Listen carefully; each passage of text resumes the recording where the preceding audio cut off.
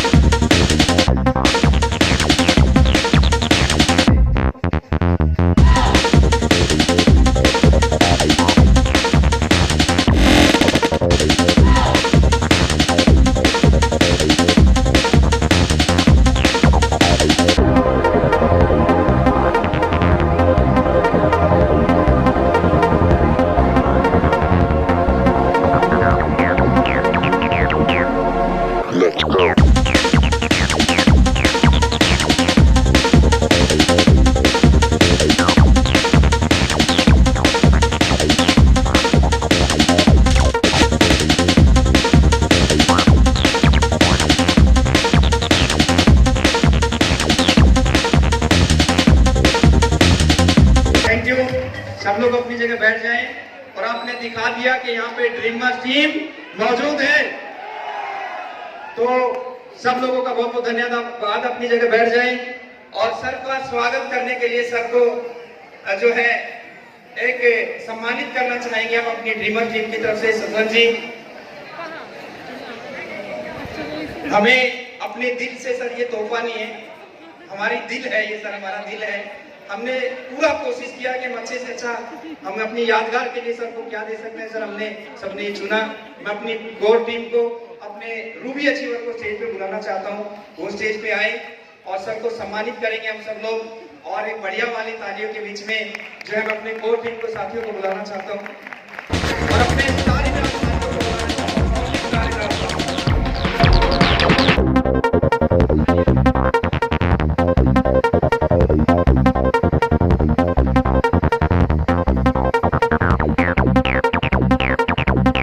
Let's go.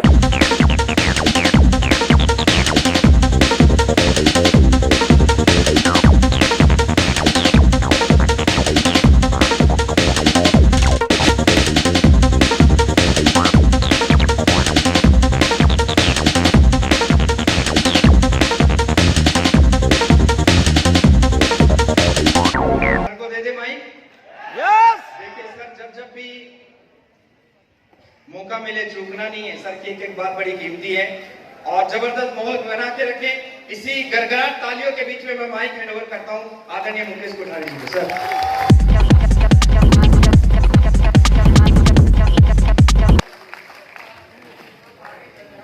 मुझे पता नहीं कि मेरे को पूछना चाहिए कि नहीं पूछना चाहिए कि आप कैसे हैं।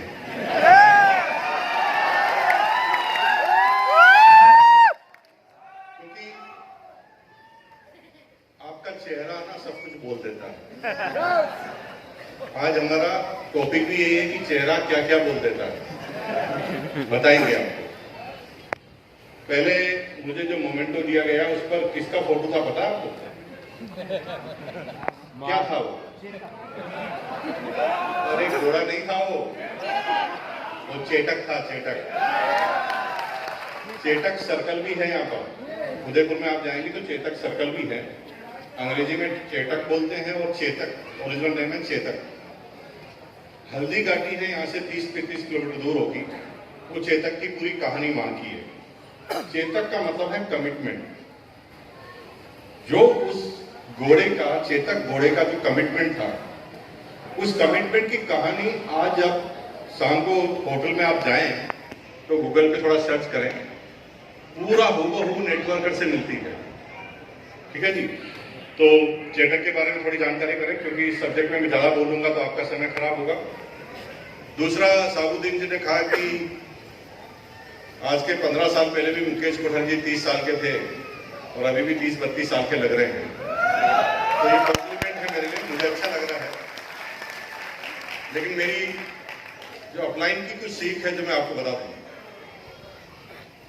हमारी अपलाइन है, कुछ सालों पहले जब वो नौकरी करते थे तो एक ढाबे पे जाके रुके, वहां एक टिंगना सा आदमी था। ये बात मुझे मेरी अपलाइन नहीं समझाई और इसी मैं बता रहा हूं आपको। ढाबे पर खाना खा रहे थे, वहां पर एक बोना आदमी था। एज तो ठीक ठाक होगी लेकिन बोना था। तो जब बोने को हम देखते हैं तो मन में अजीब सी क्यूरियोसिटी होती है हमारे। हम चाहते हैं कि उसके पास जाएं, उससे पूछें, और बड़ा अजीबोगरीब नगाहों से हम उसे देखा करते हैं बोने आदमी। तो सारा खाना वाना उसने फुर्ती के साथ खिलाया। अपलाइन ने धीरे से उसे पूछ लिया कि बेटा क्या उम्र है तुम्हारी? वो कहता है 25 साल। तो लग रहा था 7-8 साल और उसने एज बताई 25 साल। ये बोने की एज थी वास्तव में। लगभग 10 साल बाद उसी ढाबे पर एक दिन फिर अपलाइन का रुकना हुआ, और जब 10 साल बाद अपलाइन फिर रुकी तो उन्होंने फिर गाना गाया और एकदम पुरानी बात याद आ गई, और ये भी याद आ गई कि इसकी उम्र 25 साल है। लेकिन उसने यूं ही एग्जाम लेने के लिए, यूं समझ लीजिए मनोरंजन के लिए धीरे से पूछ दिया, अरे सर आप तो एकदम पहले की तरह यंग लग रहे हैं, क्या उम्र है आपकी? उसने फिर 25 साल बोल दिया। अब यहां पर मेरी अपलाइन पूरी कंफ्यूज थी, फुल कंफ्यूजन। वो क्या गजब आदमी है, खाना खिला रहा ठीक है, हम तेरे ग्राहक हैं ठीक है, लेकिन हमें उल्लू समझना ये भी ठीक नहीं है। 10 साल पहले आया था तो भी 25 साल और आज भी 25 साल, ऐसा कैसे?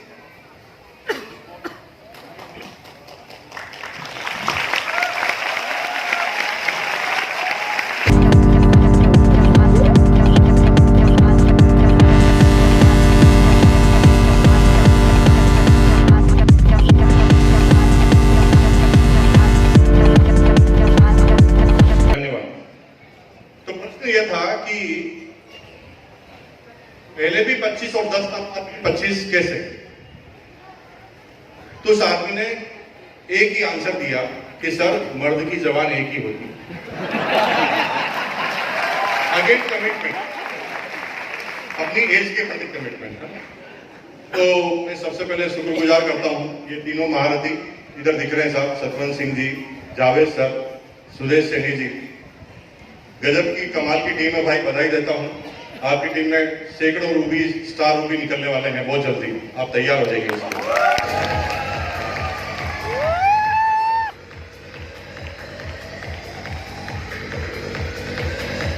Thank you. अगली बधाई मैं श्री साबुद्दीन सर को देना चाहता हूं, जो हमारे कोर टीम के एक अहम सदस्य हैं, फाउंडर सफाया। आपके लिए कितने चिंतित रहते हैं। मैं अगेन फिर कमिटमेंट की बात कर रहा हूं, उसके बाद बात चालू करते हैं। चेहरा क्या बोलता है? आपको पता है जब सितंबर में आपको टारगेट मिल रहे थे तो सितंबर में टारगेट से पहले ये प्लानिंग कर रहे थे और मेरे से पहले पेपर पे नोट करवा रहे थे कि सर एक फंक्शन होने वाला है, शायद डेट चेंज हुई है ना, ये सेकंड डेट हुई कि आना है आपको। मैंने कहा जब प्रोग्राम होगा तब आप बता देना, 1 महीने पहले बता देना, डेट एडजस्ट कर लेंगे। क्योंकि नहीं सर, ये फंक्शन और फंक्शन जैसा नहीं है। यहाँ पर हम चुन चुनकर उन लोगों को लेकर आने हैं जिन्होंने कमिटमेंट किया है अपनी लाइफ के प्रति। साबुद्दीन सर ने आपके लिए ठीक ही सोचा था ना? क्या वही चुन चुन के आए हुए आदमी हैं? तो तो मैं सैल्यूट करता हूँ साबुद्दीन सर और उनकी पूरी टीम को कि उन्होंने एक ग्रेट फंक्शन इतना दूर आपको घुमाने के बहाने से लाए हैं। अल्टीमेट लक्ष्य यही है कि आपका कमिटमेंट एकदम पक्का हो जाए, कमिटमेंट में कोई भी चीज ना रहे।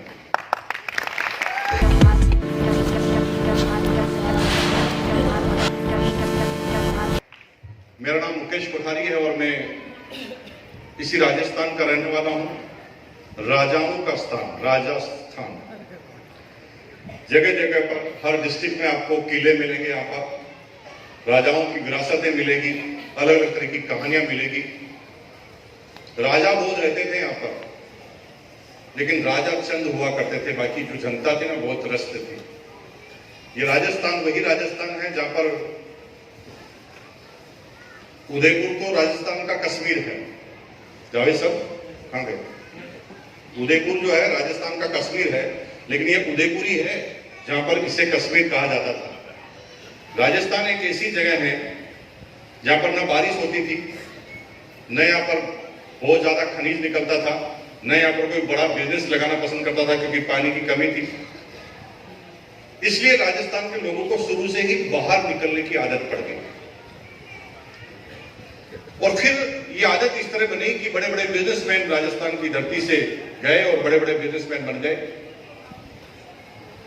नाम बोलूंगा तो आपको आश्चर्य होगा, आपको लगेगा कि ये भी क्या राजस्थानी है। हिंदुस्तान की 40% अर्थव्यवस्था राजस्थानियों के हाथ में है।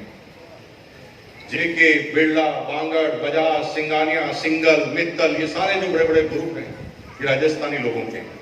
और मजे की बात है कि इनके दादाजी परदादाजी गए थे ना, तो एक थैला हाथ में लेकर गए थे, इनके पास कुछ भी नहीं था। कमिटमेंट ये था कि कुछ करना है, और जब कुछ करते हैं तो संघर्ष होता है। कुछ करते हैं, कुछ कमिटमेंट के साथ करते हैं तो चैलेंज जरूर आते हैं। उन चैलेंजों के साथ एडजस्ट होना पड़ता है। और लीडरशिप के 17 गुणों को जब आप मेरे YouTube चैनल पर सुनेंगे, जहां मैंने महिलाओं को उन 17 गुणों को पिरोने की कोशिश की है कि 17 के 17 जो गुण हैं वो महिलाओं के अंदर इनबिल्ट होते हैं। उसके अंदर वही लीडरशिप के गुण हैं। उन लीडरशिप के गुणों के अंदर जो सबसे महत्वपूर्ण चीज यह है वो है कि लीडर कमिटमेंट का पक्का होता है। कमिटमेंट सामने वाले से नहीं, कमिटमेंट अपने प्रति भी, जो उसने सोच लिया उसके प्रति पक्का होता है। जब एक ही लक्ष्य था, पैसा कमाना है, तो राजस्थानी लोग गए और पूरे कोने कोने में हिंदुस्तान में फैल गए। 400 साल हो गए उनके, वो वहां जाकर वहीं के हो गए। नाम उनका अभी भी ऐसा चलता है राजस्थानी टाइप, लेकिन अभी पता नहीं चलता कि राजस्थान के एक काम है।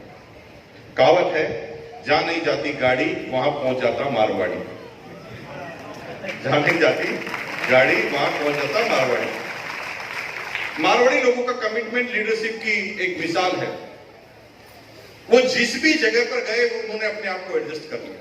वो साउथ में गए, उनको नहीं आती थी साउथ इंडियन की लैंग्वेज, उनको नहीं आती थी अंग्रेजी, लेकिन वो लोगों के बीच में जाकर घुल मिल गए, अपने आप को एडजस्ट कर लिया। मणिपुर, मिजोरम, नागालैंड, त्रिपुरा या 7 सिस्टर्स से लगाकर कांडला तक, टॉप से लगाकर कन्याकुमारी तक आपको हर स्टेट में राजस्थानी बिजनेसमैन मिल जाएंगे। मैं राजस्थानियों की तारीफ करने के लिए यहां नहीं आया हूं, मैं उस कमिटमेंट की बात करने के लिए आपके पास आया हूं कि एक कमिटमेंट आदमी को कहां से कहां तक ले जाता है। मैंने जैसा बताया कि मेरा नाम मुकेश कोठारी है, इसी राजस्थान का हूं। यहां से 155 किलोमीटर दूर भीलवाड़ा डिस्ट्रिक्ट है, जहां पर आर सिंह का उद्गम हुआ, जिसके बैनर तले आज हम सब यहां पर बैठे हैं। 1973 में जन्म भीलवाड़ा में हुआ था और हमने अपनी पूरी इंटर एजुकेशन भीलवाड़ा में ली थी। आई एम सिंपली बीकॉम, ज्यादा पढ़ा लिखा नहीं हूं मैं।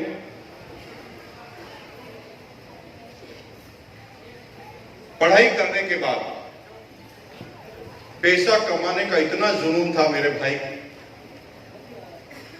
कि ये जुनून में जब 4th क्लास में था तब चालू हो गया। एक लड़का जब 4th क्लास में होता है तो उसकी एज लगभग 9-10 साल की होती है, और जब 10 साल का लड़का पैसों के बारे में सोचे, सिर्फ और सिर्फ पैसा, तो इसी क्या आन बढ़ी कि पैसों के लिए सोचा जाए। क्योंकि मेरे पिताजी जब मैं 7-8 साल का था तब रिटायर्ड हो गए थे, डिफेंस में थे, फिटनेस साथ नहीं देती थी, कंपल्सरी रिटायरमेंट लेना पड़ा। और जब पिताजी का रिटायरमेंट हुआ तो परिवार इकोनॉमिकल क्राइसिस में आ गया। 6 भाई बहनों की फैमिली थी मेरी, पूरी फैमिली में सबसे छोटा मैं। 6 भाई बहन, अभी सुनकर तो हंसी आती है कुछ लोगों को, मुस्कुरा भी रहे हैं, इतने कितने हो गए 6। लेकिन भैया ये आज की बात नहीं है, ये आज का इकोनॉमिकल दौर नहीं है जहां पर 1-2 के लिए सोचना पड़ता। हिंदुस्तानियों ने टॉप पर काम किया इस बात पे जाकर, इस सब्जेक्ट पे।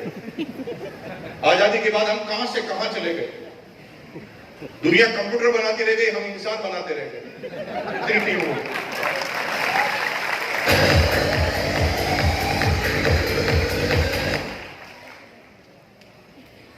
सत्तर 80 साल पहले हिंदुस्तान में होता ही ऐसा था।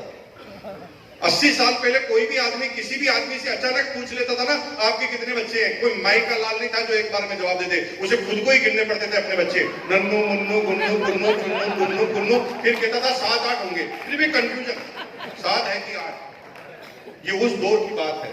उस फैमिली में सबसे छोटा सदस्य मैं था। परिवार इकोनॉमिकल क्राइसिस से गुजरा था। किसी तरह माँ बाप सोच रहे थे कि अंतिम वाला भी पढ़ लिख जाए।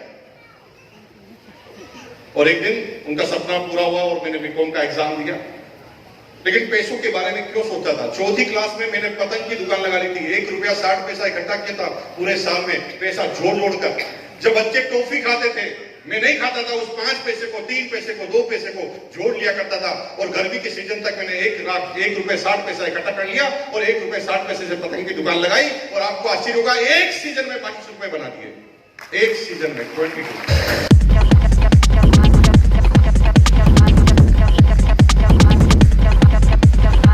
7वीं में आते आते मुझे लगा कि ये छोटी मोटे बिजनेस से काम नहीं चलेगा। मैंने अपना थोड़ा प्रमोशन किया। राखियों की सीजन में राखी, फटाकों की सीजन में फटाके, नारियल, इस तरह के बिजनेस मैंने पढ़ाई के दौरान जब जब भी मुझे छुट्टियां मिलती थी मैं बिजनेस कर लेता था। मुझे पता नहीं था कि क्या 1 नंबर का बिजनेस होता है, क्या 2 नंबर का। मुझे पैसा कमाना, बस पैसा कमाना। उन दिनों हिंदुस्तान में एलपीजी गैस की बहुत किल्लत थी। बहुत कम लोगों के पास एलपीजी गैस के कनेक्शन होते थे। ब्लैक चलता था, 300 रुपए सिलेंडर, 250 रुपए सिलेंडर। मैं देखता था ये बिजनेस ठीक है। घर में 2 कनेक्शन थे। घर वालों को कहते थे गैस कम जलाओ और जो 1-2 सिलेंडर बचते थे उसको ब्लैक कर देते थे। बहुत बड़ा पैसा मिलता था, 600 रुपए। मुझे लगा कि ऐसे 2 बेचने से काम नहीं चलेगा। तो एक गैस का सप्लायर था, मैंने उसके पास गया। मैंने कहा भाई कितने में देगा। वो कहा भाई 300 रुपए लेते हैं ब्लैक के, आपसे भी 300 लेंगे। मैंने उससे प्लानिंग की। मैंने कहा भाई 300 रुपए लोगे, अलग अलग आदमी से तो रिस्क है तुम्हारे पास। मुझे अगर तुम 250 में दे दो और तुम 300 में बेचना बंद कर दो। उसे पूरी प्लान समझाया उस समय, जैसे नेटवर्क पे समझाते हैं। उसे समझ में आया कि यार टेंशन क्यों लेना जब एक ही जगह से डीलिंग होती है। और उस जमाने में मैं गैस का सिलेंडर ब्लैक करके पैसा कमा लेता था। पैसा कमाना है, पैसा कमाना, कुछ भी कमाना, कैसे भी करना। बीकॉम का एग्जाम देते ही पैसे कमाने की ऐसी लत थी कि एग्जाम का रिजल्ट नहीं आया। मैं अपने जिस सर्कल पे हम खड़े होते थे जब स्टूडेंट थे, हमारे एक सीनियर साथी थे जो मित्र तो थे लेकिन सीनियर थे। वो नौकरी कर रहे थे। मैं उनके पास गया। मैंने कहा सर बीकॉम का एग्जाम हो गया, आज नौकरी करनी है। उसने कहा क्या जल्दी 5-7 दिन तो आराम करने। नहीं नहीं, ये 5-7 दिन नहीं आराम करना, मुझे पैसा कमाना। उसने मुझे कहा कि कल मेरे ऑफिस आ जा, मैं अपने बॉस से बात करता हूं। और मुझे एक नौकरी पे लगा दिया। मैं कुछ करना चाहता था, कुछ क्रिएटिव काम करना चाहता था, ऐसा काम जो अपने बलबूते पर अपनी क्रिएटिविटी से हो जाए। लेकिन बीकॉम का नाम देखते ही उसने मुझे अकाउंट्स की ड्यूटी दे दी। डेबिट नोट बनाओ, क्रेडिट नोट बनाओ। मुझे समझ में नहीं आ रहा था कि क्या मैं सही जगह पर हूं। कोई रोक नहीं पाया। 2 महीने नौकरी की होगी, मुझे लगा कि ये ठीक जगह नहीं मेरे लिए। मैं तड़प रहा था कि मैं कैसे भी बीकॉम हो गया, अब तो मुझे पैसा कमाना। अल्टीमेट एक कंपनी में मार्केटिंग के जॉब में गया। और मार्केटिंग में जॉब में जाते ही मैंने अपना कमाल करना चालू किया। और मात्र 7 साल में उस पूरी कंपनी का डिप्टी मार्केटिंग मैनेजर था। 140 सेल्स के जो कर्मचारी थे मेरे अंडर में काम किया करते थे। और जब मेरी एज मात्र 26 साल की थी तो सैलरी थी 26 साल की थी तो मेरी सैलरी थी 13,000 बेसिक, 13,000 बेसिक। उस समय डिस्ट्रिक्ट कलेक्टर की सैलरी थी 11,999 बेसिक, जब मेरी 13,000। ये एज 26 साल की है। पैसा पैसा पैसा। उस नौकरी के दौरान भी मैं संतुष्ट नहीं था। मैंने कहा ये नहीं है मेरे लिए, मुझे कुछ ऐसा करना है जिसमें मैं अपना काम कर सकूं, अपनी क्रिएटिविटी कर सकूं, जिस पर मेरी इनकम पर मेरा कोई और मालिक कंट्रोल ना करे। मैं अपनी इनकम पे खुद कंट्रोल करना चाहता हूं, मैं दूसरों को कंट्रोल नहीं दे सकता। कंपनी मुझे ट्यूर पर भेजती थी, भाई साहब जाओ कलकत्ता ट्यूर करके आओ। शाम को 5 बजे तक मैं मार्केट में घूमता था, अपना काम निपटा था, और 5 बजे बाद मेरा बिजनेस चालू होता था। मैं पूरे कलकत्ता को छान मारता था। उस समय गूगल का जमाना नहीं था। एक दूसरे से बात करके, पान वाले से बात करके मैं पूछ जाता था कि यहाँ पर क्या ऐसी चीज है जो मेरे भीलवाड़ा में नहीं मिलती। नौकरी के दौरान कई, उस समय सीडी प्लेयर का बहुत बड़ा क्रेज हुआ करता था। चाइनीज सीडी प्लेयर आते थे कलकत्ता में। मैं वो जब बैग खाली होता था तो मैं एक बैग और खरीदता था और 8-10 सीडी प्लेयर लेकर आता था। 3,000 का लाता था, 4,000 का भीलवाड़ा में बेचता था। हैंडल के शर्ट आते थे 250 रुपए के, 300 रुपए का ला के भीलवाड़ा में बेच देता था। पैसा कमाना, बस कैसे भी पैसा कमाना है, नहीं कंट्रोल करने दूंगा अपने आप को किसी को। ये पैसा क्यों कमाना था मुझे? क्योंकि घर में जब भी मैं कोई संघर्ष देखता था ना, तो उसकी मात्र वजह होती थी पैसे। जब भी माँ बाप में कोई विवाद होता था तो सिर्फ वो इकोनॉमिकल कंडीशन की वजह से होता। क्या लेना है, क्या देना है, क्या खाना है, क्या पिलाना है, दोस्त क्या खाएगा, मेहमान क्या खाएगा, उन चीजों पर 1-1 रुपए का हिसाब लगाएगा। मैं उस परिवार का सदस्य हूं, मेरे भाई, जहां पर तो आपने खूब दूध पिया होगा बचपन में। हमारे माँ बाप के पास पैसा नहीं था कि वो हमें दूध पिला पाए। हम देखा करते थे, कभी कभी घर में मेहमान आते थे, दूध पिया करते थे। मेरी माँ 100-200 ग्राम घी को, राजस्थान में आओ भगत का बहुत सिस्टम होता है, मनुआर बोलते हैं उसे, इंसर्ट नहीं हो जाए 100 ग्राम देसी घी को छुपा कर रखती थी कि कोई मेहमान आ जाए तो उसे नहीं पता चलना चाहिए कि क्या होना चाहिए। इसलिए मन में था पैसा कमाना है। लेकिन अल्टीमेट सारे काम करने के बाद मुझे पता चला कि जो मैं जाना चाहता हूं ये तो रास्ता ही नहीं है। लेकिन रास्ता नहीं है तो सही रास्ता क्या है, इसको बताने वाला भी कोई नहीं है। जब भी कोई बिजनेस अपॉर्चुनिटी आती, मैं उसे समझने की कोशिश करता, क्या ये मेरे लिए है। 99% अपॉर्चुनिटी तो मैं फेल कर देता था, क्योंकि उस अपॉर्चुनिटी के लिए मुझे पैसों की जरूरत थी, कैपिटल की जरूरत थी, और कैपिटल के नाम का मेरे पास कुछ नहीं था। अल्टीमेट डायरेक्ट सेलिंग का एक प्लान सन 2000 में मेरे सामने आया। मुझे पता नहीं था कि इस तरह का कोई बिजनेस होता है। मुझे वहां पर ये बता रहे थे कि आपको एक टीम खड़ी करनी है, एक टीम तैयार करनी है जो अल्टीमेट माल बेचे, माल खरीदे। प्रश्न यह था कि फिर यह काम तो पूरी दुनिया कर रही है। उन्होंने सिर्फ यह समझाया कि ये दुनिया काम कर रही है तो दुनिया में कुछ चंद लोग अमीर बन रहे हैं, और उनको अमीर बनने के लिए अमीर का बेटा ही अमीर बनता है, क्योंकि पेट्रोल पंप लगाना है तो उसके लिए कैपिटल चाहिए, और अगर मारुति की डीलरशिप लेनी है तो भी पैसा चाहिए। तो जिनके पास पैसा है वो पैसे से पैसा जोड़ता जा रहा है, लेकिन आम आदमी के पास कोई अपॉर्चुनिटी नहीं। सबसे पहली चीज ये अच्छी लगी कि अगर मैं इस बिजनेस में आया तो यहां पर किसी का कंट्रोल नहीं है, यहां पर कोई भी रिजर्वेशन नहीं है, यहां पर ऐसा नहीं है कि उदयपुर में एक ही डीलरशिप दी जाएगी। जहां मुझे 1 रुपया नहीं लगाना, मैं अपनी मेहनत के दम पर लोगों को कन्विंस करूं। इस बिजनेस में आया, इंस्टेंट डिसीजन ऐसा कि एक बार एनालिसिस किया घर पर आकर, और जब मैंने जो एनालिसिस किया उसके बाद मेरे को जहां जहां यस का आंसर मिला, वो यस के आंसर ने मुझे पूरी तरह पक्का कर दिया। कैपिटल लगाना है, नहीं लगाना है। दुकान लगानी है, नहीं लगानी है। क्या नौकरी छोड़नी पड़ेगी? नहीं छोड़नी पड़ेगी। क्या मैं अपने समाज, दुनिया, दोस्त को छोड़ दूंगा? नहीं छोड़ना पड़ेगा। क्या मुझे फैमिली को छोड़ना पड़ेगा? नहीं छोड़ना पड़ेगा। क्या इससे मेरे सपने पूरे होंगे? पूरे पूरे सपने होंगे। क्या तुमने जो भी सोचा है सब कुछ होगा इस बिजनेस से? यस होगा। जब मैं एक एक चीज में इस पे गहराई पे जाता गया, मुझे यकीन हुआ और मैं इस बिजनेस में आ गया पार्ट टाइम। 12 घंटे की नौकरी के बाद। मार्केटिंग का जॉब था भाई साहब, कोई टाइम टेबल फिक्स नहीं था। रात को 9 बजे 10 बजे तक भी अगर कस्टमर बैठा रहे तो कोई ओवर टाइम नहीं मिलता था मार्केटिंग वालों को, वो हमारी जिम्मेदारी हुआ करती। फिर भी ये बिजनेस समझ में आ गया। The better life is the enemy of great life. आप में से बहुत अच्छे लोग होंगे जो अच्छे अच्छे पदों पर कार्यरत होंगे, 50-50 हजार, 1-1 लाख, 2-2 लाख आपकी सैलरी होगी, लेकिन आप उस सैलरी की जंजाल में मत फंस जाना मेरे भाई। दुनिया के 90% लोग इस मक्कड़ जाल को समझ ही नहीं सकते। जैसे जैसे अपलाइनों ने किताबें रिकमेंड की, जब उन किताबों को, उन जीवनियों को मैंने पढ़ा, तो भाई मैं जो आंकड़े आपको बताने जा रहा हूं आपको आश्चर्य होगा। दुनिया के फॉर्चून 100 की बात कीजिए, दुनिया के 100 सबसे बड़े पैसे वालों की बात कीजिए, तो मजे की बात है उसमें से एक सिंगल आदमी ऐसा नहीं है जो कभी अपने जीवन में मेरिट में भी आया और अपनी क्लास में भी पहला स्थान आया। क्लास में पहला स्थान सुंदर पिचाई का आया था, सुंदर पिचाई का आया था, लेकिन वो सीईओ है, मालिक नहीं है। 100 के 100 की एक भी निकाल के बताओ जो कभी मेरिट में नहीं आया। और मजे की बात है कि पूरी दुनिया को लीड वो 100 आदमी कर रहे हैं, और मजे की बात है पूरी दुनिया में जो भी मेरिट में आता है उन्हीं के यहां पर काम करता है।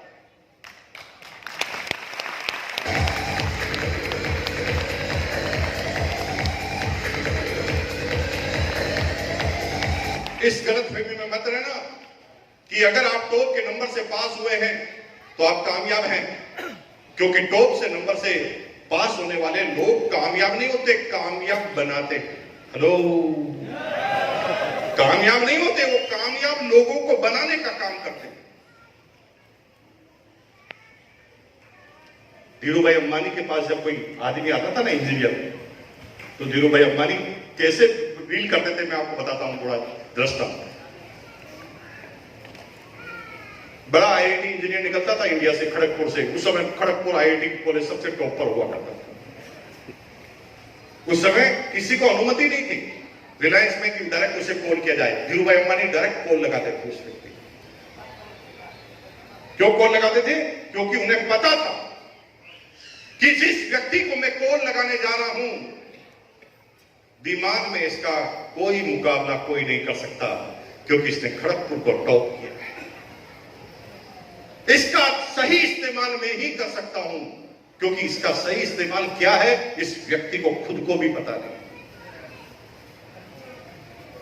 धीरू भाई अंबानी उसे कॉल करते थे और कहते थे, सर हम चाहते हैं कि आप हमारे ग्रुप रिलायंस में सेवाएं दें। क्योंकि जो टॉपर होता ना भाई साहब, उसका सीना पहले 4 इंच निकल चुका होता है। वो सोचता है मेरे अंदर दिमाग है, मैं टॉपर हूं। वो ये भूल जाता है कि ये टॉपर को मिलना क्या है ये खुद व्यक्ति को पता नहीं। घर वाले दोस्त चढ़ा देते हैं, और बहुत मजा आएगा, तू तो टॉपर है, तेरे पास तो कोई भी कंपनी आ जाएगी, तो ना कम में मत मारना, थोड़ा ज्यादा बोलना। धीरू भाई अंबानी पागल नहीं था, उसे पता है इसको कौन कौन अंदर इसके डाल रहे हैं चीजें। धीरू भाई अंबानी धीरे से उसे रिक्वेस्ट करते हैं कि सर हम चाहते हैं कि आप हमारी कंपनी में सेवा दो। तो वो थोड़ा अकड़ कर बोलता था, टॉपर था ना, हाँ मैं थोड़ा विचार कर लेता हूं, सोच समझ कर बता देता हूं आपको। धीरू भाई अंबानी की उसकी सारी कमजोरियां उसे पता थी। वो कहे, सर कोई बात नहीं, ऐसा है कल मैं फिर फोन लगाऊंगा आपको, कल आप मुझे जवाब दीजिए। हर आदमी ना जाने से पहले ही पता कर लेना चाहता है कितने मिलेंगे। पैसे है ही नहीं हमारे अंदर। ये पढ़ाई लिखाई हमें पैसे सिखाती ही नहीं। ये एक ही चीज सिखाती है, इधर करो इधर लो, इधर करो इधर लो, मजदूर बनाना सिखाती है। और बिजनेसमैन में सबसे बड़ी चीज होती है पैसेंस। वो ठीक समय पर ठीक शॉट मारते हैं, वक्त से पहले करने की कोशिश नहीं करते किसी चीज। अब वो लोगों में बात करता है, मेरे पास ना धीरू भाई अंबानी का डायरेक्ट कॉल आया, दोस्त में तो डायरेक्ट कॉल आया, अरे बाप रे, ऐसा तो बहुत कम लोगों के साथ होता है ना। अपने आईआईटी में पिछली बार जो सबसे टॉप रैंकिंग का आदमी था ना, उसको ना 1 करोड़ रुपए मिले थे सालाना पैकेज, 1 करोड़। तू ऐसा करना, तू 1.5 करोड़ मांगना। चढ़ाते ना आपके आसपास के लोग, ऐसे चढ़ाते ना आपको। तू 1.5 करोड़ मांगना, रेट है 1 करोड़ की, मांगना 1.5 करोड़, क्योंकि आगे होकर कॉल आया है। धीरू भाई अंबानी को एक कमजोरी सारी पता है। उसने अगले दिन फिर कॉल किया और कहा, सर आप आ तो रहे हैं, लेकिन मैं थोड़ी सी मेरी मन की भावना बोलना चाहता हूं, आप सोच समझ कर आना। बोलिए सर। तो धीरू भाई अंबानी सीधा बोलते हैं, सर ना आप थोड़ा सोच समझ के आना, हम 5 करोड़ से आपको ज्यादा नहीं दे सकते। ये पूरा घूस के 1.5 करोड़ पर बैठा था, उसने सीधा फोकस लगा 5 करोड़ पर, ताकि इसका दिमाग नहीं भटके। क्योंकि ये दिमाग अगर कहीं चला गया तो धीरू भाई अंबानी नया तैयार हो जाएगा, क्योंकि दिमाग इसके पास है, इस दिमाग से खेला जा सकता है।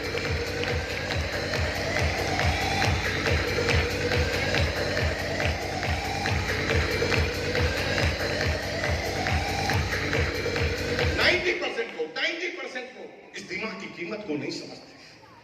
पूरी जिंदगी लोगों को अमीर बनाने के लिए लगा दी, पूरी जिंदगी। इतनी वैल्यू है तुम्हारी, 50,000 70,000 सीना चौड़ा करके घूम रहे हैं। ए भाई, किस वैल्यू के साथ घूम रहे हैं? तुम्हारे शरीर की वैल्यू निकाल के बताओ। सिर्फ किडनी दो, किडनी 1 नंबर में मुझे 1.5 करोड़ भी दिलाता हूं। ये शरीर का एक पार्ट बताया। हेलो, 1.5 करोड़ का ब्याज 1.5 लाख रुपए होता है महीने का, तो 70,000 में खुश है। 70,000।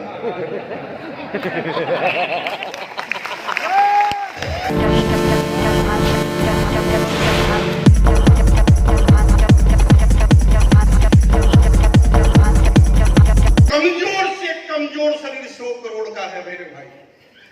इसका मतलब 10 लाख रुपए मिनिमम इनकम तो आपकी होनी चाहिए। अगर सिर्फ ब्याज पर गिरवे रखते हैं आपको, तो 10 लाख की इनकम होनी चाहिए। लेकिन हमने खुद ने अपने आप को गिरवे रख दिया। ए भाई, काम पे रखेगा 25,000 रुपए महीने में। सोचना सीखो बड़ा। ये इसलिए क्योंकि हम दुनिया को देख रहे हैं, वहां पर काम करते हैं, हमें लगता है कि हमारी कोई वैल्यू नहीं।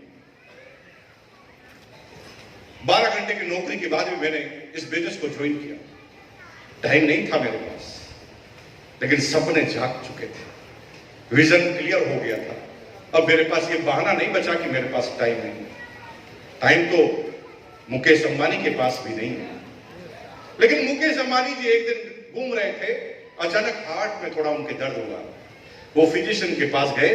फिजिशियन ने उन्होंने बोला कि भाई, हिंदुस्तान के सबसे धनी व्यक्ति, दुनिया के टॉप 10 वाला, तेरी दिनचर्या ऐसे ही चली ना तो कभी भी रात को प्रमोशन हो जाएगा। मुकेश अंबानी डर गया, ऐसी क्या बात कर रहे हैं, बताइए ना कि दिनचर्या क्या है तुम्हारी? तुम कब खाते हो, कब बैठते हो, कब उठते हो, तुम्हें पता ही नहीं। क्या करना होगा? बस सुबह 5 बजे उठना पड़ेगा, 1 घंटा आपको वॉकिंग करनी पड़ेगी, 1 घंटा आपको थोड़ी कसरत करनी पड़ेगी।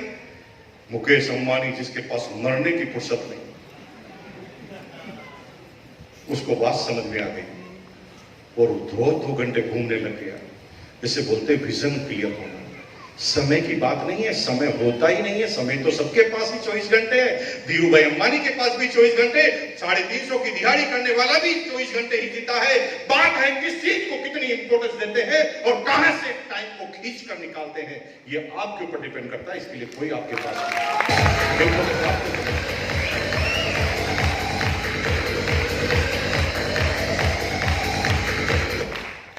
नौकरी चालू पे नहीं भाई साहब। नौकरी के साथ साथ प्राइवेट नौकरी, प्राइवेट नौकरी के साथ साथ बिजनेस। बहुत संघर्ष आता था। कितना आराम है आपके पास? आपके गांव में आरसीएम का पिकअप सेंटर, हमारे कल भीलवाड़ा में था उस समय जब चालू किया। ये उदयपुर में मैं जिस स्कूटर पे आता था ना, 2395, मेरी बायोग्राफी में उस स्कूटर की पिक्चर मिल जाएगी और आज भी मेरे बंगलों पर है। इसी उदयपुर में ये के सर यहाँ बैठे थे ना, के सर कहाँ गए? कृष्णकांत जी पालीवाल बैठे थे यहाँ पर, ये उदयपुर के। इसी स्कूटर पर मैं आता था यहाँ पर, हर सैटरडे की नाइट को रवाना होता था और नाइट को यहां पर पहुंचकर विज्ञान भवन अशोक नगर में प्लान बताने आता था। क्या जरूरत थी? कलेक्टर के ज्यादा तो मेरी सैलरी थी। मेरे भाई समझ में आ गया था, विजन क्लियर हो गया था, अब मुझे कोई रोक नहीं सकता था। जब तुम्हें कोई रोक नहीं सके, जिस दिन तुम्हारे बहाने खत्म हो जाए, समझ लो तुम्हारी कामयाबी की तैयारी शुरू हो चुकी है।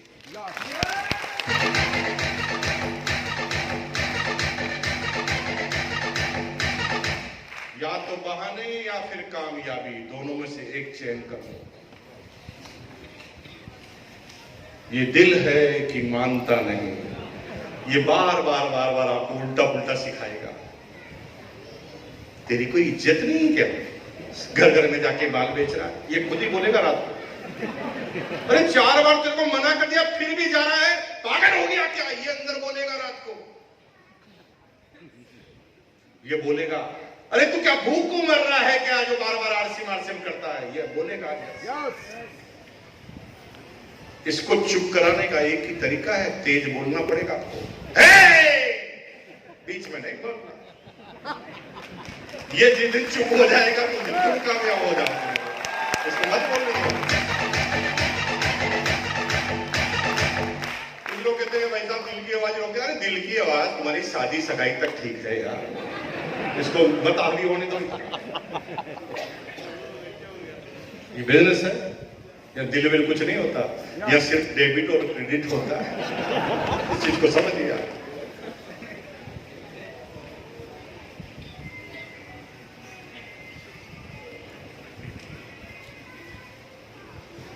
दो महीने तक काम किया भाई साहब, बिजनेस बढ़ने लगा, तीसरे महीने और बढ़ गया। अक्टूबर 2002 में तो मैं इस पूरी कंपनी का टॉप अचीवर बन गया। अक्टूबर 2002 में मेरा एक महीने का कमीशन था 2,85,490 रुपीज, 2,85,490 रुपए। 2002 की बात बता रहा हूं मैं। उस समय भारत में सबसे बढ़िया कार होती थी मारुति 800। 3 तरह की कार होती थी, फिएट, एम्बेसडर, मारुति 800। 1,65,000 रुपए की आती थी भाई साहब, एक चेक से खरीदा था। उससे पहले भी कोशिश की थी लोन पर, किसी ने लोन दिया ही नहीं। 10, 20, 30 हजार इकट्ठे हो गए। बैंक मैनेजर के पास गया जहां पर मेरा रेगुलर खाता था। उस समय मैंने नौकरी छोड़ दी थी, फुल टाइम इस बिजनेस में आ गया था। तो पैसा तो ठीक आ रहा था, तो मैं मैनेजर के पास गया। गुप्ता जी मैनेजर थे, भीलवाड़ा अजमेर सेंटर ग्रामीण बैंक, वहां पर मेरा खाता था। मैंने कहा यही मेरे जानकार आदमी है। गुप्ता जी के पास मैं पहुंचा, मैंने कहा गुप्ता जी लोन चाहिए। उन्हें लगा कि मैं अभी भी नौकरी कर रहा हूं, तो उसने कहा वेलकम वेलकम, लोन तो हम देंगे, हम तो बैठे ही इसी के लिए। तो अभी आपको कितनी सैलरी मिलती है? मैंने कहा नौकरी तो छोड़ दी। उनका मुंह एकदम उड़ जा गया। तो फिर करते क्या हो? मैंने कहा आरसीएम। नहीं आरसीएम तो ठीक है, करते क्या हो? मैंने कहा आरसीएम। अरे भाई साहब वो समझ गया, करते क्या हो? अरे मैंने कहा आरसीएम। अरे आरसीएम नहीं, करते क्या हो? उस समय आरसीएम को कुछ करने वाला माना ही नहीं जाता था। तब मेरी बात कर रहा हूं भाई साहब, क्योंकि आरसीएम की करने की। जब कोई सोच नहीं सकता कि मल्टी लेवल मार्केटिंग से करियर बनाया जा सकता है, करियर बनाया जा सकता है, उस समय की बात कर रहा हूं। आपके पास जगह पर पिकअप सेंटर, वहीं पर प्रोडक्ट, इतने 500 से ज्यादा प्रोडक्ट, इतने लीडर, इतने एग्जाम्पल, कुछ समझाने की जरूरत नहीं है। ऐसे हॉल में लाकर बिठा दो भाई साहब, बिल्कुल मरे हुए आदमी को जिसने डॉक्टर का सर्टिफिकेट ले लिया है कि यह मर चुका है, अगर इस इतने एनर्जिक लोगों में उसको लेटा भी दिया जाए ना, तो भाई साहब अब तो आपके पास ऐसी चीजें, हमारे पास कुछ नहीं था, कुछ बताने की जरूरत। पहला प्लान बताना गया था ना भाई साहब, फर्स्ट प्लान। तो मैंने कहा भाई साहब ज्वाइन कर लो, अमीर बन जाएंगे। तो उसने पहला प्रश्न किया, तेरे को कितना आया? मैंने कहा मेरे को तब आएगा तब आप ज्वाइन हो जाओगे।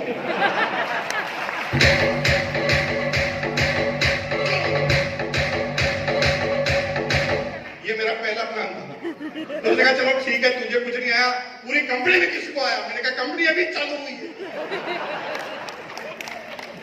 उस समय की बात कर रहा हूं। इतनी चीजें संघर्ष की थी, फिर भी कोई रोक नहीं पाया, क्योंकि घुस गई थी अंदर।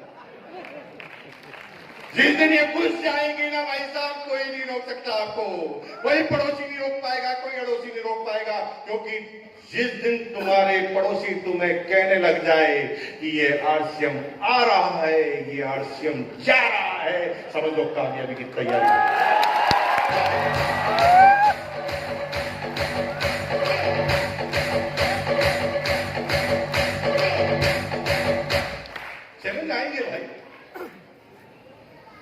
2002 में 2,85,000 का कमीशन,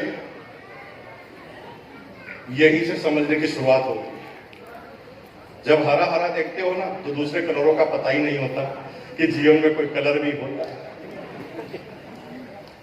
2,50,000 का बिजनेस चला गया, पूरा डिपेंडेंट मेरे ऊपर, बोलने में मैं माहिर हो गया, मार्केटिंग का आदमी था ही, जहां पर भी जाता था मीटिंग लेता था, 100 आदमी बैठे थे, 100 के 100 ज्वाइन। ऐसे मेरा बिजनेस बढ़ने लगा। अब बिजनेस बढ़ने लगा तो लोगों के ड्रीम जागने लगे। ये ड्रीमर टीम है, इसलिए मैं बता रहा हूं, ड्रीम जाने लगे। सबको लगा कि मुकेश जी जैसे हमें भी बनना है। अब सब लोग कहते थे हमारे यहां आ जाओ। मेरे पास दिन 30, लीडर 60, कहां जाऊं? वहीं से नाराजगी चालू हुई।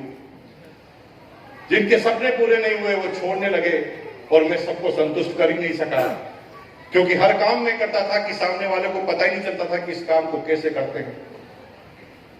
और अल्टीमेट क्या हुआ?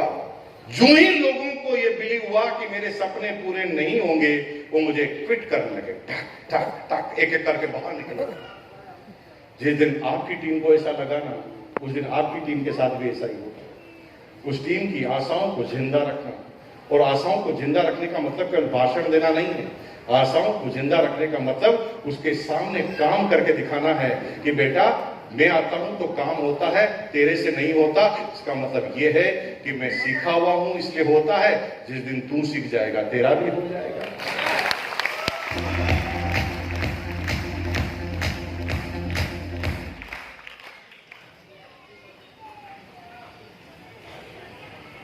बिजनेस गिरने लगा भाई साहब।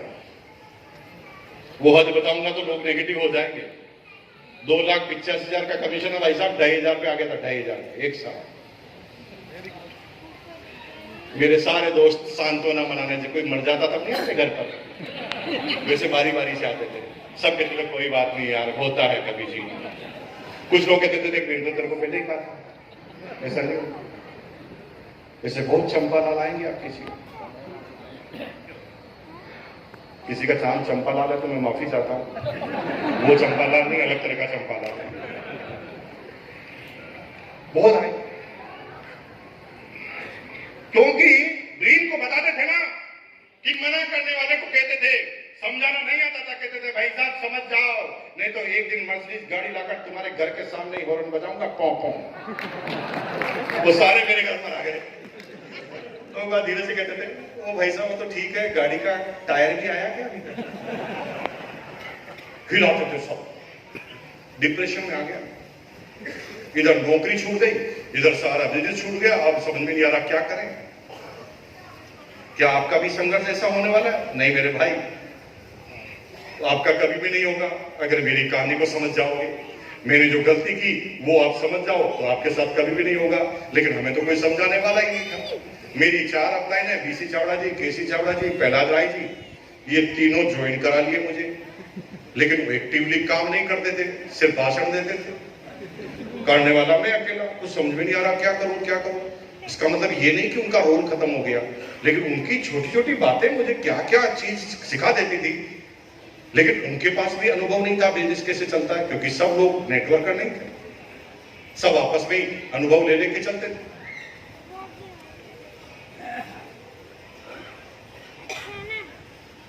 सब कुछ गड़बड़।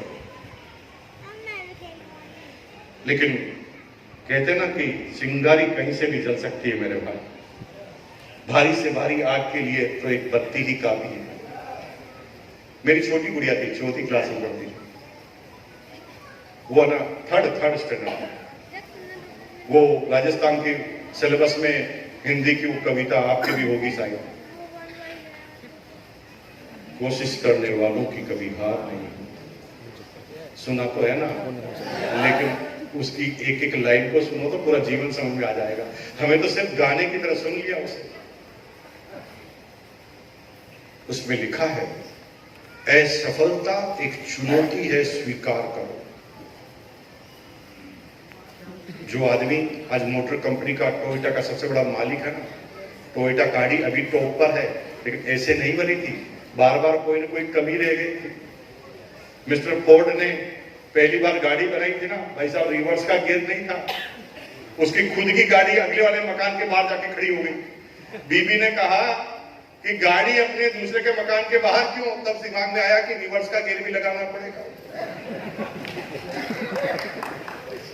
ऐसे थोड़ी कामयाब हो गए, हर बार करते थे कुछ नाकामयाबी, हर बार करते थे कुछ नाकामयाबी। चाहे अब्राहम लिंकन ले लो मेरे भाई, चाहे राइट ब्रदर ले लो, चाहे जेम्स वॉट ले लो, एक दिन में थोड़ी प्लेन बन गया होगा। हर बार बनाते थे, कोई ना कोई कमी रह जाती थी। क्या कमी रह गई, देखो और सुधार करो। आज जो शेयर मार्केट का किंग है ना, वो एक ही बार में थोड़ी किंग बन गया, कई बार उसके लुटिया डूब गई होगी। क्या कमी रह गई, देखो और सुधार करो। जब तक ना हो सफल तुम, नींद चैन की त्यागो तुम, संघर्षों का मैदान छोड़ यूं मत भागो तुम, क्योंकि कुछ के बगैर जय जयकार नहीं होती, कोशिश करने वालों की कमी।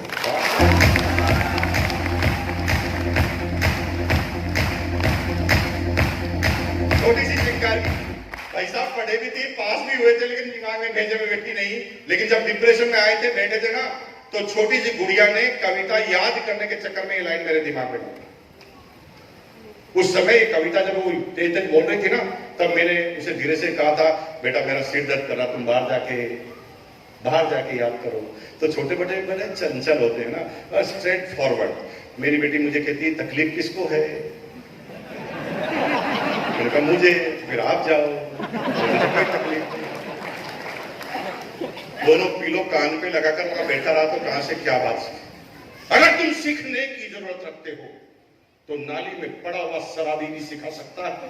अगर तुमने कसम खा ली कि मैं पढ़ा लिखा हूं, नहीं सीखूंगा, तो ऑक्सफोर्ड यूनिवर्सिटी का प्रोफेसर भी तुम्हें नहीं सिखा सकता।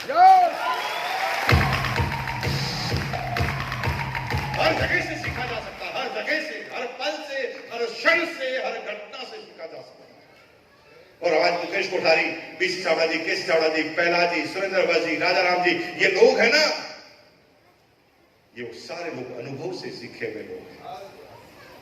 इतना नजरअंदाज मत करना साबुद्दीन जी की बात को। कई बार जब वो बोलेंगे आपको, उस बात से आप कन्विंस नहीं होंगे, फिर भी मैं कहता हूं अंधे बनकर कूद जाना, वही करना जो वो कहे, उसमें ही तुम्हारी भलाई है, क्योंकि उनके पास अनुभव है, और अनुभव पैसों से नहीं खरीदा जा सकता, अनुभव आपकी किताबों से नहीं खरीदा जा सकता। अनुभव का एकमात्र तरीका है, आपको समय डालकर ही लेना पड़ता है। इसलिए दुनिया में सबसे बड़ी चीज है तो वो अनुभव है।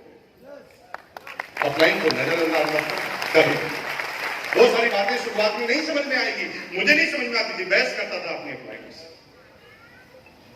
समझ में आ गया। आज हम उल्टी चीज सीखा, फिर पीछे मुड़ के नहीं देखा भाई साहब। 2002 दिसंबर जनवरी तक, फिर पीछे मुड़कर नहीं, 2003 दिसंबर जनवरी तक पीछे मुड़कर फिर कभी नहीं देखा। एक नया एम्पायर चालू करना था, नहीं थे पैसे हमारे पास, हम फिर रोड पर आके खड़े हो गए थे, लेकिन फिर भी रुक नहीं रहे थे, फिर भी नौकरी की तलाश नहीं कर रहे थे, फिर भी कुछ और काम धंधा नहीं देख रहे थे, क्योंकि विजन क्लियर था। मेरे से नहीं हुआ, लेकिन होता तो है मेरे भाई। माल बिकेगा तो कमीशन तो आएगा मेरे भाई। बिक नहीं रहा है, इसमें कंपनी की प्रॉब्लम नहीं है, बिक नहीं रहा इसका मतलब प्रॉब्लम मेरी है। दुनिया का तो बिक रहा है। और फिर संघर्ष के दिन फिर चालू हुए, लेकिन इस बार क्रिस्टल क्लियर संघर्ष थे। इस बार क्लियर पता चल रहा था कि अगर जो मंजिल है दूर नहीं है। ठीक उसी तरह कि एक हीरा है, एक डायमंड है। आपको मैं कहूं कि इस ट्रक में जो कोयले की भरी हुई ट्रक है, इसमें है डायमंड। जाओ कोहिनूर का डायमंड निकाल लो और अरबपति बन जाओ। बिलीव आपको नहीं होगा, क्योंकि आप कंफ्यूजन में होंगे कि ये आदमी जो कह रहा है ना, झूठ तो नहीं बोल रहा। कहीं ये मुझे कोयले की ट्रक खाली तो नहीं करवाना चाहता। अजीबोगरीब ख्याल आएंगे दिमाग में। लेकिन विजन क्लियर तब होता है जब एक डायमंड मैं आपके सामने कोयले की ट्रक में डालूं और कहूं जान निकाल ले, करोड़पति बन जा। ये तुम्हारी अपलाइन का काम है मेरे पास। इन्होंने करके बताया है, गोल्ड लीडर बन के बताया है, यहाँ सारवी बन के बताया है, फिर भी तुम नहीं समझो तो ये तुम्हारी गलती है मेरे भाई। उन्होंने तो करके बता दिया, ये ले बन गया स्टार भी बन जा। फिर नहीं समझो तो तुम्हारी इच्छा। और क्या कर सकता है भाई? जो आदमी को बता दिया कि ये डायमंड डाल रहा हूं, फिर भी नहीं समझ में आ रही है, तो क्या साबुद्दीन जी के इनकी शुरुआती जिंदगी को देखने वाले आदमी नहीं है क्या इनके आसपास? अभी भी होंगे। कोई यहाँ पर है जो आपको 20 सालों से जानते हैं? एक आदमी 20 सालों से जानता है, कोई खड़ा हो जाएगी? मोहम्मद रफी जी कहाँ है? 20 सालों पहले भाई साहब मर्सिडीज कार मेंटेन करते होंगे। 20 साल पहले क्या करते थे? साइकिल पे। लो भाई, वो उनका दोस्त बेटा है। अब उसका विजन क्लियर नहीं होगा, कोई अंधा है? साइकिल पे था, उनके सामने आ गए, हीरा सामने दिखा दिया, फिर भी दिमाग में फिट नहीं हो रही है मेरे भाई। फिर भगवान भी तुम्हारा कुछ नहीं कर सकता। ज्यादा आशा मत रखो। फिर दिखा दिया यार सामने बनाकर, फिर तुम्हें कौन सा बिलीव चाहिए? कोई बिलीव नहीं बचता उसके लिए।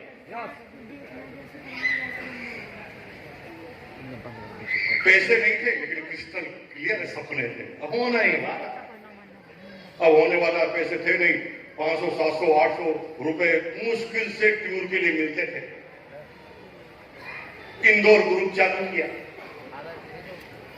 रिजर्वेशन कराओ तो उस समय 79 रुपीज लगते थे, रिजर्वेशन नहीं कराओ तो लगते थे 29 रुपीज। एक ही बात दिमाग में आती मेरे भाई, हमें कौन सा कोई स्टेशन पे लेने आ रहा है? हमें तो पहुंच ही जाना है ना मेरे भाई। तो 29 का टिकट खरीदते। अब 29 के टिकट वाली बोगी में क्या हालचाल होता है मेरे से ज्यादा आप जानते होंगे। और खच भरी हुई, कोई जगह नहीं मिलती, सिर्फ टॉयलेट के बाहर कुछ जगह स्पेस खाली। हमेशा बैग में रखते थे बहुत सारे पेपर, रद्दी, बदबू, सड़न, लेकिन पहुंचना है, बोल दिया मीटिंग है। दिल तो कहता है भूखे मर रहा है क्या? क्या कर लेगा जाकर? एक मीटिंग ही तो कैंसिल करनी है, कह देना जगह खाली नहीं थी। ये जब तक बोलता रहेगा कामयाब नहीं होंगे मेरे भाई से बनवा, फिर कामयाबी चालू। इसको चुप रखना। इसका मान कर घर में परिवार में प्यार सम्मान है, गर्लफ्रेंड बॉयफ्रेंड तक सीमित रखो इसको, आगे मत। उसके बाद ये बिजनेस है, यहाँ पर सिर्फ डेबिट और क्रेडिट होता है। जो भरोगे वही मिलेगा। पहुंच जाते थे। कई बार किया है। मेरी वाइफ भी मेरे साथ आई है, अभी हॉल में नहीं है, उसकी सिस्टर रहती है, शायद आ जाए टाइम पे तो आपसे मिलाऊंगा। मैं वाक्य बताता हूं भैया, आंसू आ जाए। ये बात मैं बताता हूं, मेरी वाइफ के आंखों में आंसू भर भर भर चालू। मेरे पास टोटल 400 रुपए, जाना इंदौर। 400 रुपए में मैंने पूरी गणित लगा रखी है। इतना रहना, यहाँ पर रहना, इस धर्मशाला में रहना, इसका इतना किराया, इसको इतना खाऊंगा और एक टाइम का खाना इतना खाऊंगा, तो 400 रुपए में वापस चौथे दिन घर पे आऊंगा। ऐसा दिमाग में फिट कर रखा था। स्कूटर पर बीबी छोड़ने आई स्टेशन पर, और स्टेशन पर आकर मुझे बोले, बच्चे के दूध के पैसे तो देके जाओ। 50 रुपए निकाल के दे दे भाई साहब। खाना नहीं खाया था 2 टाइम, फिर भी रोक नहीं पाया, इसको बोलने नहीं दिया। मर रहा है क्या? दूसरा काम नहीं कर सकता? यही काम से कामयाबी होगी क्या? चुप! Vision clear. अगर ये कमिटमेंट का लेवल आपका है तो आप अगले स्टार रूम में जा रहे हैं। क्या तैयार है?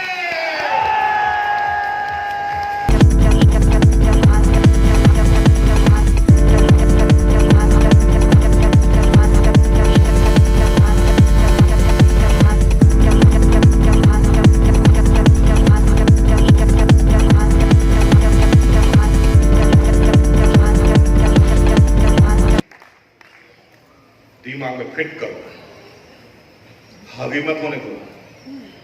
जब तुम करोड़पति बनने की सोचोगे ना, तो यही धीरे से बोलेगा, तेरा बाप बना, तेरा पड़ोसी बना, मामा बना। वो तो पड़ोसी का बच्चा शर्मा हो तो मेरिट में आया, फिर भी बना क्या? ये आपको खूब समझाने की कोशिश है। इसे क्या बोलना है? क्या बोलना है? ये खूब समझाएगा आपको, बहुत कन्विंस करने की कोशिश करेगा, ऐसे उल्टे पुल्टे एग्जाम्पल देगा, आप खुद कंफ्यूज हो जाएंगे। दिमाग में फिट करो, मेरा जन्म कामयाबी के लिए हुआ है। किसके लिए हुआ है? बोलो, मेरा जन्म सिर्फ कामयाबी के लिए हुआ है, और कामयाबी मेरा जन्म सिद्ध अधिकार है। चंपा की ताकत नहीं कुछ बोल जाए बीच में, क्या बोलेगा? आपने कमांड दे दी, चुप। मेरा जन्म हुआ ही कामयाबी के लिए। संघर्ष है, करने पड़ेंगे। पौधा भी संघर्ष करता है।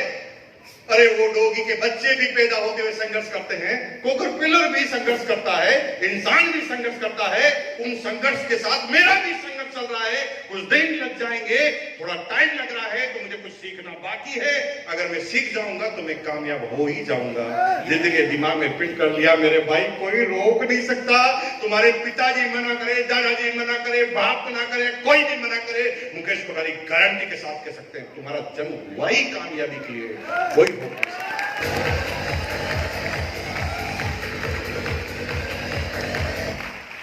चले जाएंगे। अगर कोई आपको ये कह रहा है कि बस आ जाओ आरसीएम में करोड़पति बन जाओगे, बंद कर देना आरसीएम। ऐसा कुछ नहीं होने वाला। हर जगह एग्जाम होगा। हाँ, एग्जाम खत्म होने के बाद आराम है, उसकी बात मैं बताता हूं आपको क्या होगा। चैलेंज आएंगे, हैंडल करना पड़ेगा। हर दिन का एक चैलेंज होगा। जब चैलेंज आते हैं तो दो तरीके के आदमी होते हैं। पहला होता है, इसको मैं ठीक कैसे करूं। पहली कमांड है, ये जो चैलेंज आया मेरे जीवन में, जो एक तात्कालिक चैलेंज है, इसको मैं ठीक कैसे कराऊं, यानी समाधान का हिस्सा बन जाऊं। और दूसरा है, इस चैलेंज के पीछे मेरा बाप है, मेरा भाई है, इस पड़ोसी ने किया है, और ब्लाइंड की वजह से कामयाब नहीं हुआ। पिकअप सेंटर वाला गड़बड़ है, डिपो तो नालायक आदमी है। एक तरीका ये है, दूसरे पे उंगली लगा दो और इसको खुश कर दो। शाबाश, एनालिसिस कर लिया, गुड एनालिसिस। अपलाइन की वजह से कामयाब नहीं हुआ, बोलना पड़ेगा जन्म ही कामयाबी के लिए हुआ, लेकर कोई रोक नहीं सकता। फिर कोई छोड़े, कोई हाथ जोड़ेंगे सब लोग, कामयाबी के लिए पैदा हुआ। तैयार हैं?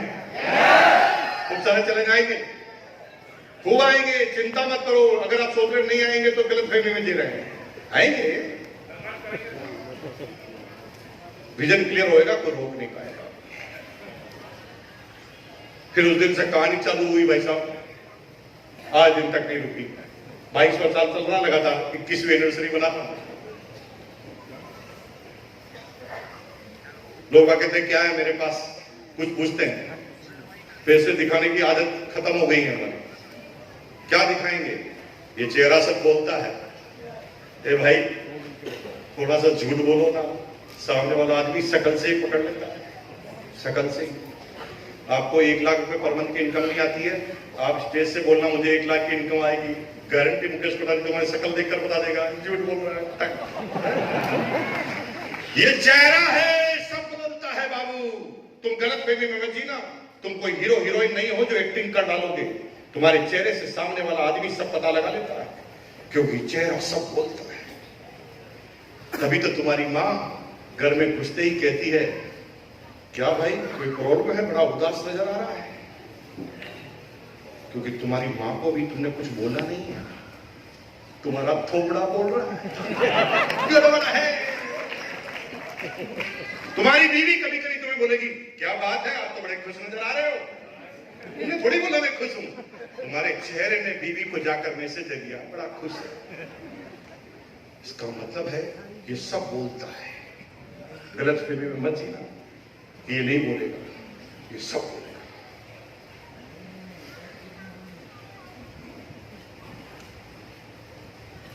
आज आरसीएम से जितनी इनकम है ना मेरी, उससे ज्यादा मेरे दूसरे पेरेंटल बिजनेसेस है।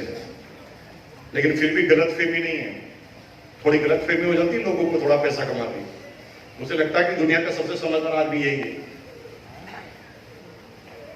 आज बहुत सारे बिजनेस है मेरे पास, कंस्ट्रक्शन का बिजनेस है, प्रॉपर्टी का बिजनेस है, शेयर का बिजनेस है, होटल्स है मेरे पास, कोई कमी नहीं है। एक समय मकान बनाने का सपना होता था, मकान बनाने का, मकान देने का सपना लोगों का बनवाते हैं हम। एक साल में सैकड़ों मकान बनाकर हम बेचते हैं। कई सिटियों में मकान हुआ करते हैं हमारे पास। एक समय कार लेने का सपना होता था। जीवन में कोई ऐसी कार नहीं है पूरी दुनिया में जिसमें मुकेश कुठारी छूले उसे ले नहीं सके।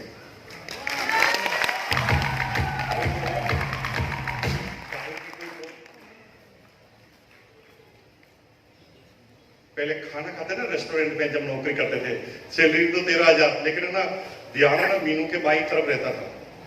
बच्चे कहते थे काजू करी, मैं इधर देखता था, देख उसको लेकर डिसीजन होते थे हमारे, कौन सी चीज क्या रेट की।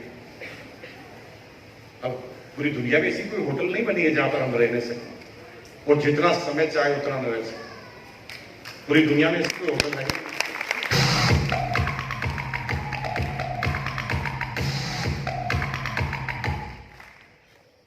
हमारी एजुकेशन कहाँ हुई पता है? राजकीय उच्च प्राथमिक विद्यालय वार्ड नंबर 10, सालाना फीस 5 रुपए पूरे साल की। मेरी गुड़िया बीडीएस में पढ़ती थी ना, बिरला इंटरनेशनल स्कूल में, उसकी ना सालाना फीस थी 7 लाख रुपए, खर्चे अलग, 4th क्लास में। अभी उसने फैशन कम्युनिकेशन का कोर्स किया है अमेरिकन इंस्टीट्यूट से, 2.5 करोड़ रुपए लगे भाई साहब। हिंदुस्तान की ऐसी कोई एजुकेशन नहीं है जहां पर 2.5 करोड़ रुपए लग जाए, कोई सिक्का ही नहीं है। मैं सोच रहा हूं इससे अच्छा और कुछ कर सकता हूं क्या, क्योंकि पैसों की फिर भी गलतफहमी नहीं है। अगर ये सब कुछ है तो इसकी एकमात्र वजह है आरसीएम। अगर आरसीएम नहीं होता तो ये कुछ नहीं होता। कोई गलतफहमी नहीं, दूर दूर तक कोई गलतफहमी। तैयार हो जाओ, ज्यादा लंबी स्पीच नहीं देना चाहता भाई साहब, हम तो बोलने के खिलाड़ी हैं। क्यों खिलाड़ी हैं? क्योंकि एक ही काम पिछले 22 सालों से कर रहे हैं। हमारी बहनें कितनी अच्छी गोल रोटी बना देती है, क्यों? क्योंकि 22 साल से वो रोटी बनाने की खिलाड़ी है, तो रोटी गोल बना देते हैं। हम बोलने के खिलाड़ी तो हम बोल अच्छा देते हैं, कोई एक्टिंग का खिलाड़ी तो वो एक्टिंग अच्छी कर लेता है, कोई बीड़ी बनाने का खिलाड़ी है तो वो ना इधर बातें करता जाएगा, बीड़ी बनाता जाएगा। हमारी बहनें जो पराठा बनाने की खिलाड़ी, आपके हरियाणा पंजाब में तो पराठे बहुत होते हैं आलू के भाई साहब। पराठा एकदम जोरदार बनता है, टेस्टी बनता है, एकदम गोल बनता है, और मजे की बात है कि पूरे सीरियल का एक भी पॉइंट छोड़े बगैर इतनी परफेक्शन है। सांप भी कभी बहू थी। एक टू जेड देखने के बाद, पूरी स्टोरी तैयार करने के बाद भी पराठा हस्बैंड की मेज पर टाइम से टाइम आ जाता है। ये सब होता है परफेक्शन के कारण। एक दिन इस काम को उल्टा करो, आपसे नहीं होगा बाबू, आसपास भी नहीं जाएंगे, क्योंकि ये 20-25 सालों से यही कर रहे हैं। हम 25 सालों से यही कर रहे हैं तो इसमें परफेक्ट, आप 25 सालों से वही कर रहे हैं तो उसमें परफेक्ट। इसके दिमाग में फिट कर लो। मैं तो कामयाब नहीं होऊंगा क्योंकि सर ना आपकी जैसे मुझे बोलना नहीं आता। हम तो बोलते बोलते पैदा हुए। बातें कर रहे हो, कोई पैदा थोड़ी बोलते बोलते होता है, करते करते बोलने लग जाता है। तुम जिस काम को बार बार करोगे तुम भी परफेक्ट हो जाओगे, ये कहावत मैंने थोड़ी बनाई। The practice make a man perfect. अभ्यास आदमी को परिपूर्ण बना देता है। करत करत अभ्यास जड़ी मत हो तो सुजान। पागल आदमी भी एक्सपर्ट हो जाता है जब एक काम को बार बार करता है। इसलिए मत दो बार बार लानत, मेरी किस्मत खराब है, मेरे पिताजी ने मुझे कुछ नहीं दिया, मेरा दिमाग ही थोड़ा कमजोर है, मैं थोड़ी कर पाऊंगा, ये कमजोर आदमी थोड़ी कर पाते हैं। ये समझाएगा इसको क्या बनाए। मेरा जन्म कामयाबी के लिए हुआ, इसको शांत रखना, तुम कामयाब हो। बहुत बहुत धन्यवाद आपका, बहुत बहुत धन्यवाद आपका, क्योंकि भाई साहब मैं बोलता जाऊंगा तो मुझे पता नहीं चलेगा। कभी कभी तो भाई साहब भटके आते हैं। ये मजे की बात है, ये कोरोना का पीरियड हमारा सबसे खतरनाक निकला। आपको तो मजे आए होंगे, कुछ लोगों को घर में सबने माल ताल खाए होंगे। भाई साहब हम तो डिप्रेशन में आ गए, कुछ सुनने के लिए तैयार ही नहीं। बार बार बच्चों को बुला के सुनाते तो बच्चे कहते हैं प्रभु रुको, कितना सुनाओगे। बीवी कहती है आरसीएम बंद, 3 महीने के लिए आरसीएम नहीं चलेगा घर में। तो इतनी मुश्किल से आप लोग मिले हैं। अब हमारी तो ऐसी आदत है कि रात को 2 बजे भी अचानक कहो सेमिनार शुरू का। मेरा नाम मुकेश पठानी यार, आसान हो गया ना भाई साहब, बहुत आसान हो गया, क्योंकि ये काम बार बार कर रहे हैं। तो मत परेशान हो, जिस दिन तुम बार बार करोगे अपने आप हो जाएगा। ये कोई बहुत बड़ी बात नहीं है। लोग पागल समझते हैं इतना स्टेज पे जाकर इतनी अच्छी बातें कर रहे हैं। भाई साहब इतने होशियार होते ना तो 3rd डिवीजन में पास थोड़ी होते 10वीं। ऐसा कुछ नहीं है। सिंपल सा फॉर्मूला बताता हूं, उसके बाद यहाँ पर जो लिखा है मैसेज सुनाता हूं। पहले मैसेज सुना देता हूं। इसमें लिखा है सभी का खाना मेरे घर पर। नीचे नाम पता नहीं लिखा, आप अपने हिसाब से एडजस्ट करो। क्या बात कर रहा था मैं?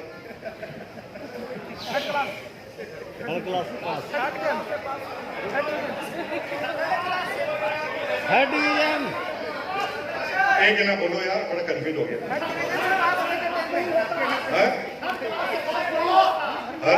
Third class, third division. हाँ, इतना होशियार होता तो अपने हर जगह पे 3rd डिवीजन थोड़ी पास होते। धीरे धीरे हो गया यार, लगातार आप किसी काम को करेंगे तो हो जाएगा।